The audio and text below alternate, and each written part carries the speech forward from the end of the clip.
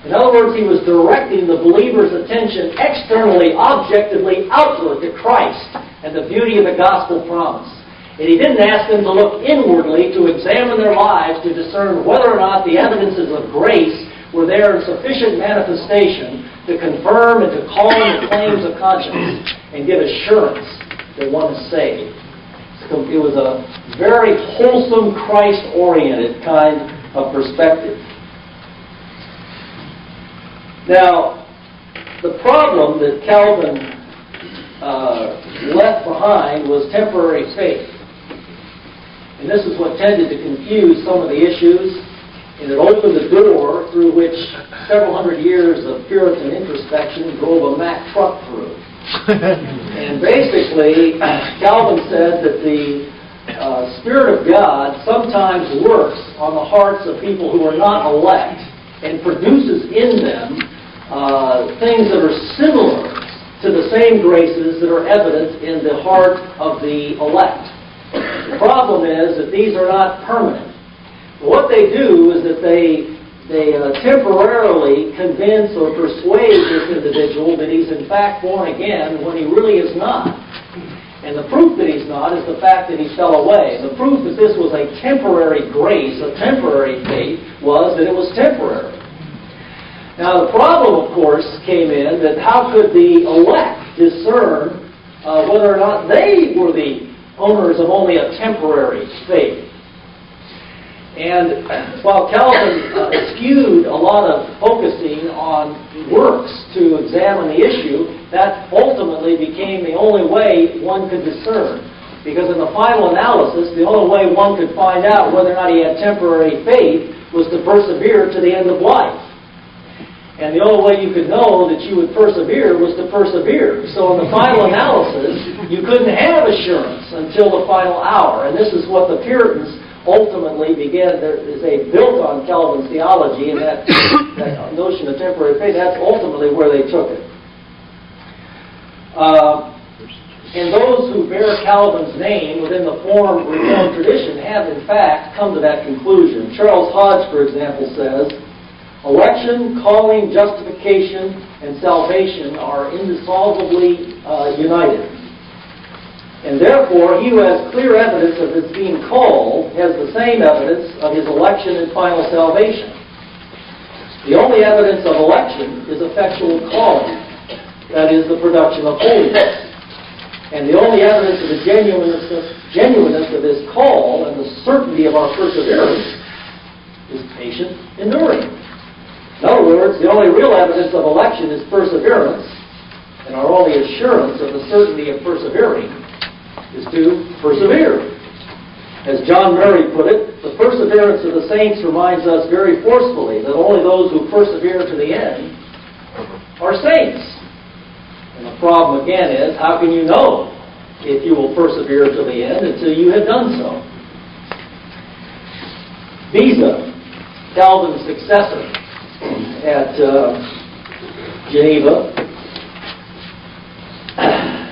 took Calvin's doctrine and argued it this way. Calvin argued from Christ. And he started with Christ and he said all of our preoccupation should be with Christ. But Beza shifted the focus a little bit and he argued from the Father's election. So starting from election, the question became more focused on the issue of limited atonement, because Beza concluded that those for whom Christ died and those whom were elect are the same body. In other words, Christ did not die for the sins of all men without exception. Christ died only for the sins of the elect. And therefore, a man would come to Beza and say, well, how do I know if I'm one of the elect? Beza couldn't point him to Christ, as Calvin did, because Christ may not have died for that man. Because Christ only died for the elect. So how do you reason from the election to whether or not I'm one of the elect? And Beza said, well, you can't fathom the inscrutable counsels of God, so you have to find out whether you're one of the elect by seeing if the graces of election are manifested in your life. So he directed the attention inward, directly contrary to Calvin. Beza put it this way. When Satan puts us in doubt of our election, we may not search first for the resolution in the eternal counsel of God. Absolutely. We don't know what God had in mind and who's elect. There's no way to determine that. But on the contrary, he says, we must begin at the sanctification which we feel in ourselves. So you go to Calvin and say, how do I know if I'm of the elect?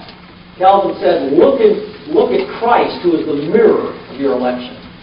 You go to Beza, how do I know if I'm one of the elect?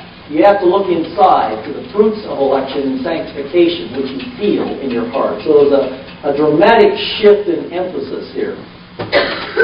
Recently I read a book by a well-known contemporary exponent of this view.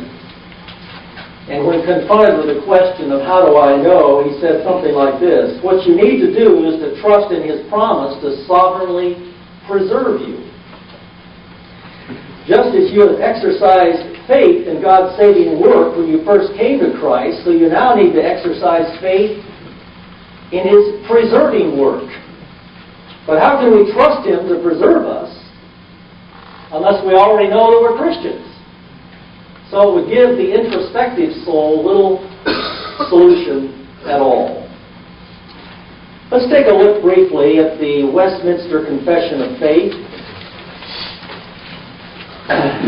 There are three principal statements that we're interested in examining here.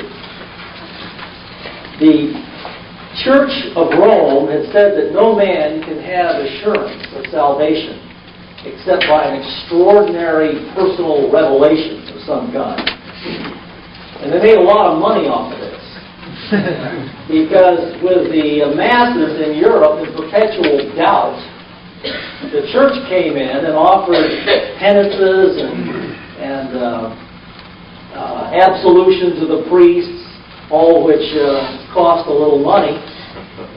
But perhaps more important, or equally important, it kept the people under the authority of the church. Salvation could only be through the church.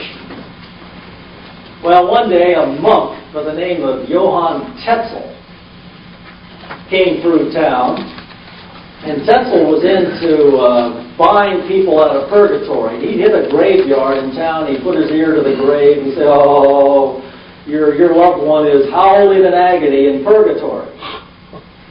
And so the people would cough up all kinds of money to give to the church to buy years off the purgatory sentence.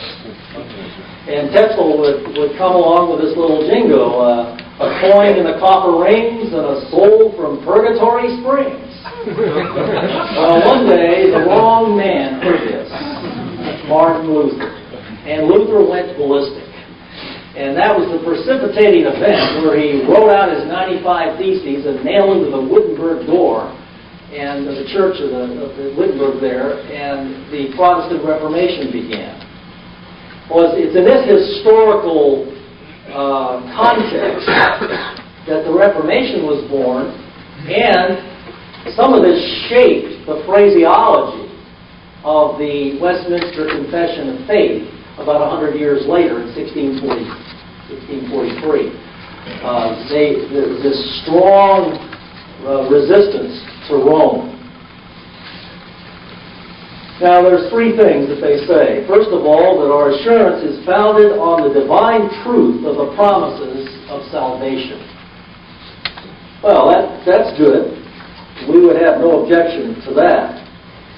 But the problem comes in point 2. Because in point 2, we learn that these promises only apply to a person who perseveres in holiness. The inward evidence of those graces under which the promises are made. And here you find their central verse, 2 Peter 1:10. Make your calling and election sure. In other words, confirm to your conscience or perhaps to others by the manifestation of good works that you are in fact among the elect. So we learn that while the promises of salvation are the basis, some of the comfort and the force of that that first statement is undermined by the second statement, where we read, much to our discouragement, that those promises only apply to people whose lives are manifesting good works. And then they brought in the practical syllogism. In other words, how could you discern whether or not you had the graces sufficient enough to calm the flames of conscience?